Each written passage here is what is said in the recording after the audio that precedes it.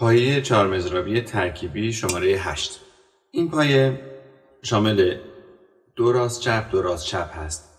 مثلا ما 3 تا چنگ، دوباره 3 تا چنگ دیگه، هر دو هم مضرابا دو راست چپ هستن.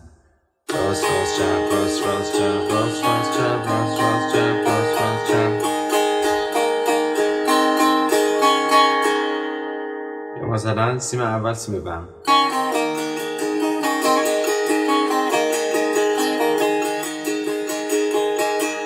یا یکی در میون، یا یه دونه سیم بم بقیه سیم اول.